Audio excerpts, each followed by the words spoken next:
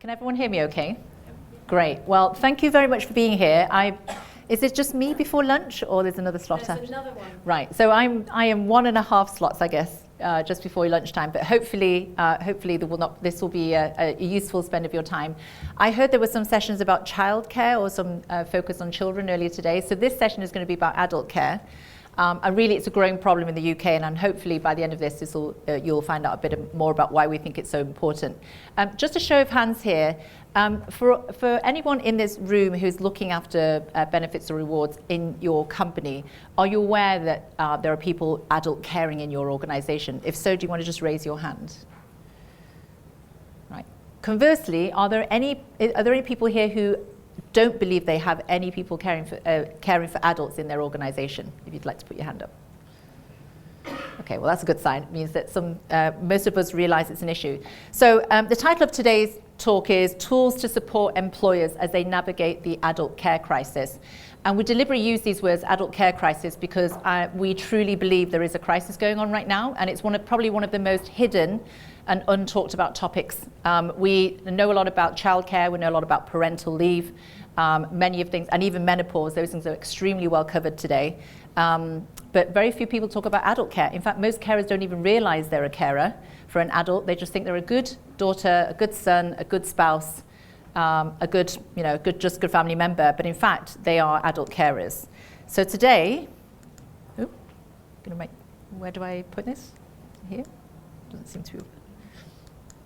Okay, sorry about that. So our KareHero was designed and built to help adult carers for employers. And the reason why I started this a couple of years ago is because I've been an adult carer since the age of 14. I've had to quit my job 3 times. My father got very sick when I was very young. And actually both my parents became sick at different points in their life. And 3 years ago, my father had a stroke and a heart attack. And I found myself really just thrown into the middle of something that was extremely tricky. And I had to become an expert overnight. And for many of you who've gone through this journey, you literally have to go from 0 to 100 in expertise on how to handle adult care, all while trying to juggle your job. And that's why I quit my job 3 times. The last time I was running Uber, and I literally just said, I can't handle both, I don't know how. And I spent literally 8 months trying to refine my life, and this is what's happened now. So today we cover over 1 million people in terms of the care support that we offer, but there are 10 million people right now in the population who are either waiting for an NHS appointment because they have a long-term chronic illness, or they are long-term sick in the workforce, and I'll show a bit of breakdown of what that looks like.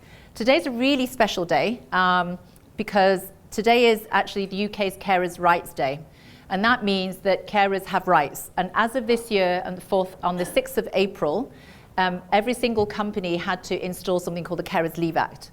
And that means that if someone is an adult carer in your workforce and they put their hand up and talk to HR needs to be able to show that they have understood the problem and be able to accommodate that person who has put their hand up and said they've got adult caring needs.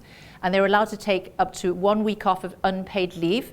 However, there are many employers out there who are really leading on this agenda, who are now fighting for paid leave.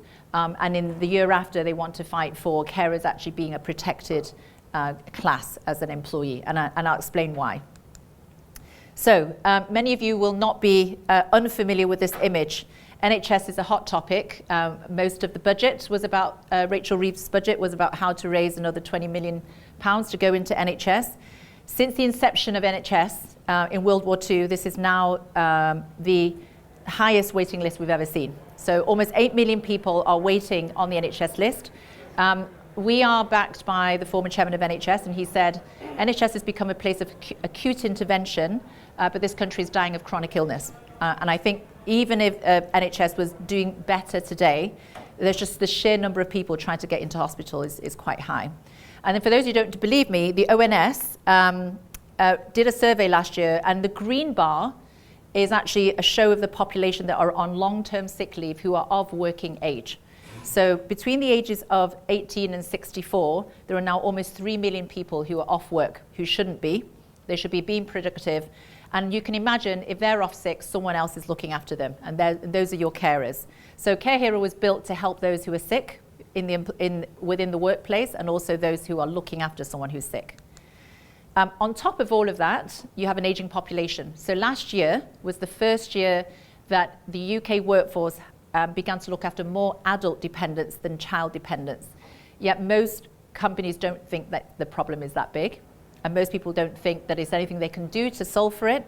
But in fact, this problem isn't only going to get worse, it's going to get exponentially worse just for the fact that baby boomers are coming out of the workforce. So this is something that every advanced economy in the entire world is facing. It's not unique to the UK, although the UK is the only country in the whole of Europe that has not returned to pre-pandemic productivity levels. So I think that says a lot about the impact this has had on the employer mind. And then on top of all of that, this is, so I studied demographics at the Harvard School of Public Health about 30 years ago. This is a forecast of where the population is going in the next couple of decades. And demographics is beautiful because it's one of the few things that is fully predictable 3 decades ahead. Even COVID didn't actually impact most of these pyramid charts. And you can see most of the workforce, the bulk of your workforce is going to be 40 plus in the next decade or two. And because of the shrinking birth rate, there is actually a lot less people coming into the workforce who are 18. On top of all of that, 44% of families in the UK now only have 1 child because of the shrinking birth rate, which means if your loved one, if your parent, for example, gets sick, you are the only person getting that phone call as the next of kin as the child. And so what does that really mean? It means that if you are a carer, as an employer, you're going to be losing the most valuable talent in your organization at the prime of their careers. They're coming into being managers, middle managers. 60% of them are women. That number is going up. Women are 4 times more likely to quit or to go part-time. You become half as productive overnight because you're trying to manage a lot that's going on behind the scenes to set up care for someone.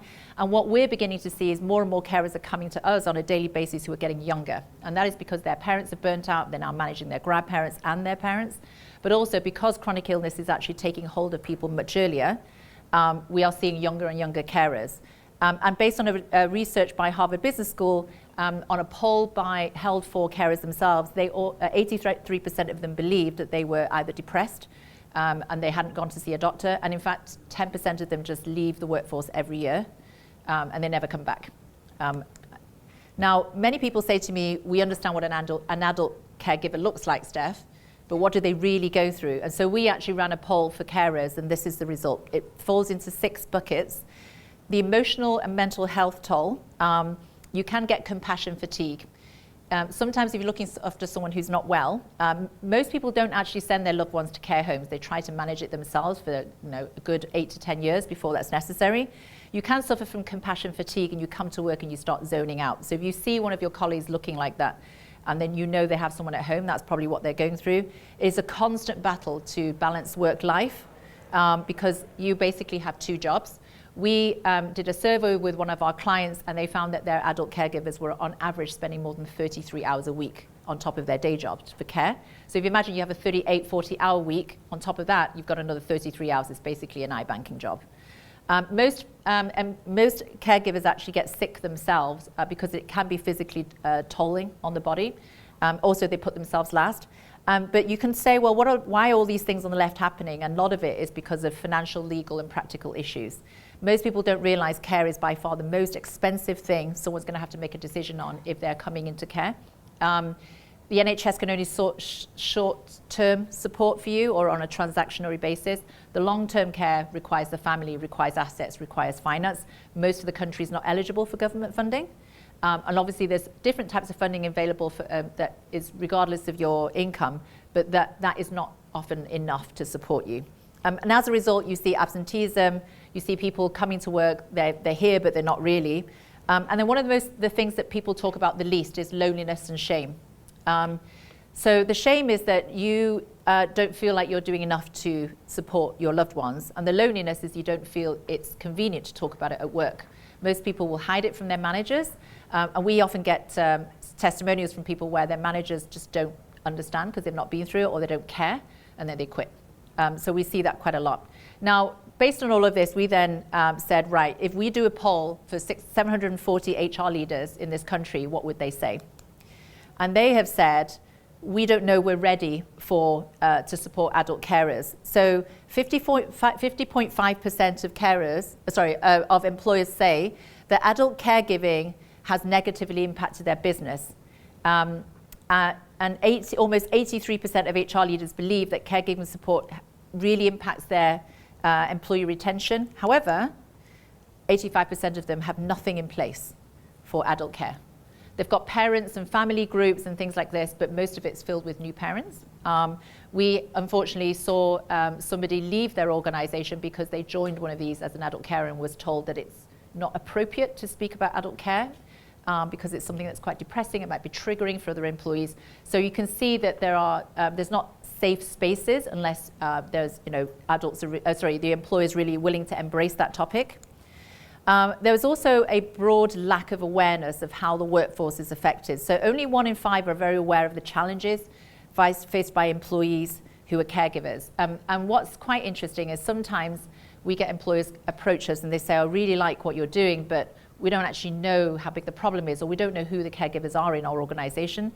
They don't know what signs to look for. They've never asked the question. Some of the best employers we've seen actually include it in their DEI people analytics, looking at how to capture data and really understand how to get to the bottom of the issue.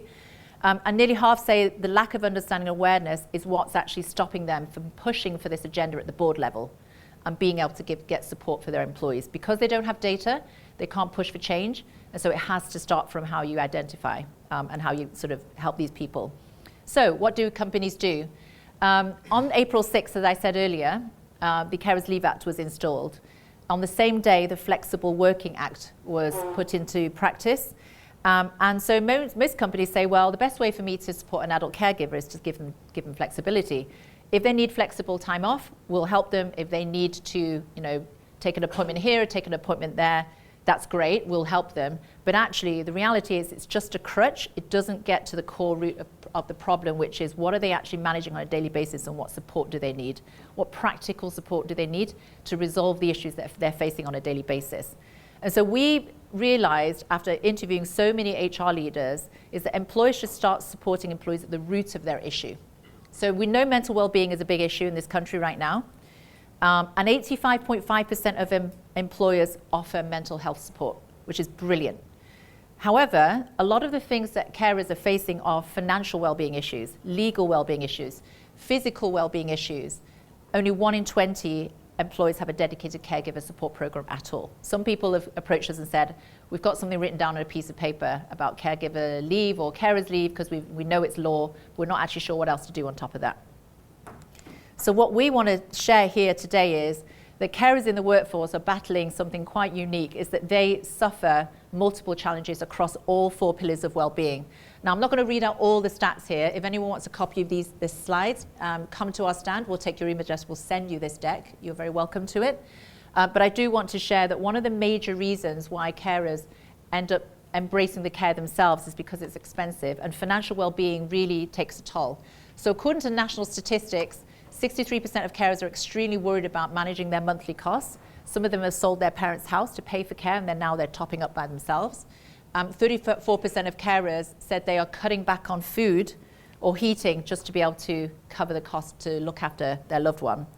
And you can see it sort of moves into mental well-being, where because of that, on top of, they're really, really afraid of losing their job. So some of them don't even want to tell their manager, for example, because they're worried that it might not be taken seriously, or they might lose their job and they need the income.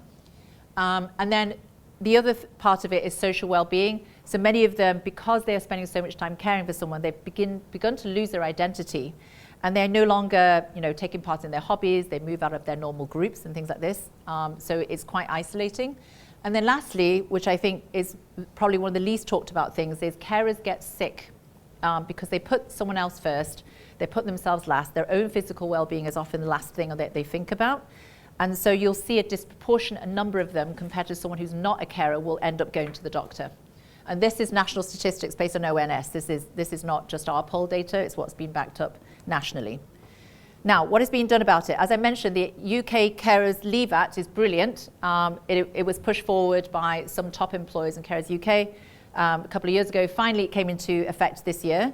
But we realise it's not really enough. 1 week unpaid leave is hardly anything. It gets you on the map. And so now we're beginning to see some employers really embracing this, saying, I want to do more. So companies like Centrica, like TSB, Phoenix, NatWest, Ofcom, they're basically saying, we want to know everything that's going on with these employees. We know they are going to be the largest part of our workforce in the next couple of decades. What can we do more to support? So they've given them 2 weeks paid leave, in some cases 3. on top of giving them statutory leave and then unpaid leave.